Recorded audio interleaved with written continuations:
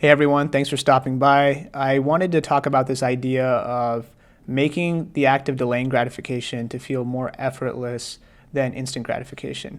Now, this is something that I've been thinking about recently, and I actually put together this process flow in Miro that I wanted to walk through that I think could be potentially helpful for you if you have been struggling with this too. Now, this is applicable for those cases where you feel like this impulsive desire to want to do something that's not in alignment with your habits, your goals. And an example of this could be like, let's say it's late at night, right? And it's 11 p.m., you're about to go to bed, and you wanted to start this new habit of reading every night, but your phone is also lying on the same table, maybe your bedside table. Which one are you more likely to choose in this situation? You're more likely to choose your phone, right? Because it's more appealing, more stimulating. So I want to go through this process to show you how you can make the book seem more appealing in this specific situation, and then you can apply the same process to any other decision you make in your life when you're choosing something that is actually good for you and will give you that delayed gratification versus something that will give you that instant hit of dopamine, basically instant gratification. So to start off here, you want to think about your identity. So who are you as a person? Like when I went through this exercise, I thought about, okay, well, I am somebody that is focused on growing and learning every single day. And that to me is my identity. And from there, I decide, okay, I'm going to adopt certain beliefs that are in alignment with that identity. Now, if you haven't actually come up with a specific identity for yourself, that's perfectly fine. I actually recommend checking out this book, One Decision by Mike Baer. I actually made a video about this recently, a couple weeks ago, because he talks about this idea of having a best self, which is the person that has all the qualities and traits that you want to embody. So that, in my opinion, is my most authentic self. And once you've decided what your most authentic self is, then you can go into, okay, what are my beliefs from the frame of this person, this identity that I've crafted? What are my beliefs about delaying gratification? Do I feel like it's enjoyable? Do I feel like it's not enjoyable? And why is that the case? So there's two ways that I've added here that I've personally found to be helpful for making the act of delaying gratification to feel more appealing, and then eventually get to the point where it just feels effortless to make that choice over and over again.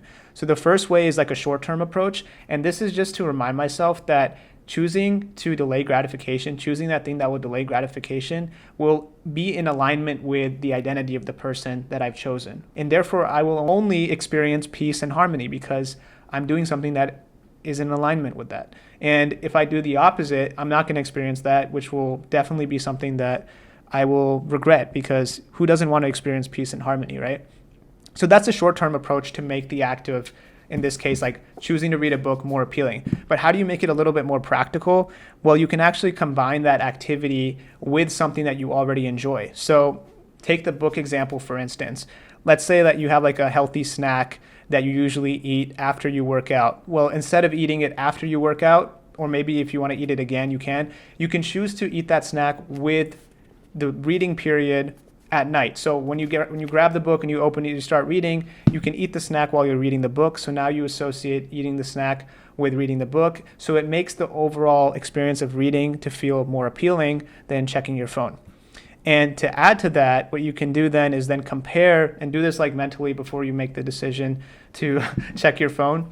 But basically, before you make that choice, you ask yourself, well, how was it for me when I chose to scroll my phone last time? How did I actually feel about that afterwards? And you may just start to remember, wait a minute, that didn't feel good. I really didn't like that at all. And when you compare that feeling to the feeling of reading the book while eating your favorite snack, which one will win in this situation? Obviously, the feeling of reading the book, eating the snack just seems more appealing and like something that will be more enjoyable than feeling the dread and regret from scrolling on your phone. So the key is to really compare the feeling after you completed that activity that gave you instant gratification to really make this work.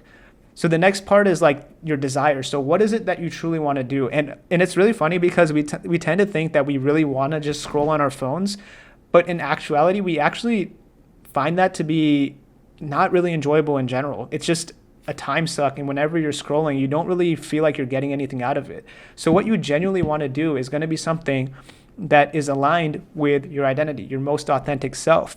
So it's more authentic. It's more of a authentic decision for you to just choose to read a book versus scrolling on your phone. And that's what you genuinely want to do. So when you ask yourself that question, like, what really feels natural to me?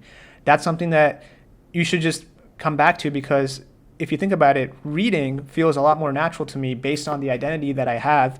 And one aspect of that identity can be like, I'm a reader, I'm somebody who likes to read at night. So if you have that belief about yourself that you're developing, it just makes more sense for you to choose to read a book then, because that's more natural to you, versus something that's unnatural would be scrolling on your phone. And to take that further, if you think of what the word natural really means, it's something that feels comfortable for us, right? So reading a book feels more comfortable in this case than scrolling on your phone. So now you've completely changed your perception of making something that was unappealing to be a little bit more appealing. And you've also linked it back to your identity, so you're more likely to make that choice to do something that will give you that delayed gratification. And then finally, what's the alternative option to delaying gratification in this case? And if you think about this question, it's like, what's the alternative option here? And there really isn't an alternative option, because this is what your best self would do. Your best self would choose to read this book. Your most authentic version of yourself would choose to read this book. So there's like no like competition here. It's not like these things are equal in any way. Like reading, like checking your phone is not even on the same playing field as reading a book, now that you've reframed your view of both of these activities. And that's the craziest thing about it. So it's kind of like a trick question. The answer is there is no alternative approach. And let's say you get to this point, but you still feel that desire to like, I want to scroll on my phone, then just do this quick intention exercise, basically. Just like, or you could say like, I don't know if it's like an intention exercise, but more of like a self-awareness check-in. Like ask yourself, are you willing to accept the consequences of choosing to scroll on your phone? Are you willing to feel disconnected from your authentic self and suffer from regret in the long run? And if you say it like that, it's like, no, I don't want to suffer from regret. Like, why the hell would I do that? But that's what's happening if you choose to scroll on your phone. Versus before you choose to delay gratification, ask yourself, what are you most excited about? Are you excited about the fact that you get to eat your favorite snack? Are you excited about the fact that you're doing something that's in alignment with your authentic self? Because this will then give you some insight into what actually energizes you about certain things in your life. Like, what do you actually look forward to throughout the day? Is it those things that you actually enjoy doing when they're paired with something that you want to do? That's what creates that overall feeling of like, I really want to do this? Or is it more of the mindset thing where it's like, I'm only doing things that are in alignment with my identity? That's something to just keep in mind. And I think that can just help you to build that awareness over time. And then finally, I just want to remind you that these are two phrases that I feel like are not stated in the way that they should be stated in, because I've written discipline is comfort and regret is discomfort. Now, most people assume that discipline is something where you feel extremely uncomfortable. Like we probably heard the phrase multiple times, be comfortable with being uncomfortable, right?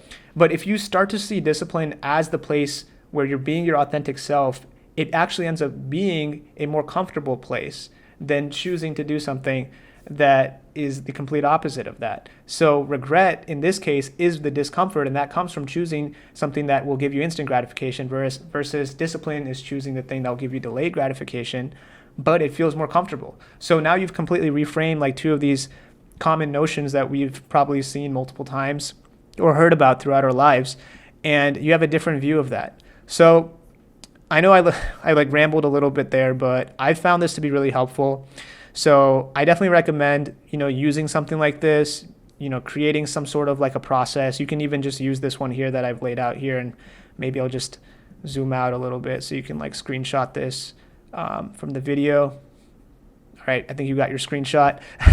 So that was pretty much it. And I hope this was helpful. Definitely, go through it. Let me know if you think anything should be added. I'm always open to like revising stuff, even for myself, because I find that having these like little tools and processes and systems helps me to make better decisions, and that's ultimately what my goal is. So yeah, thanks for watching, and I hope to see you next time. Peace.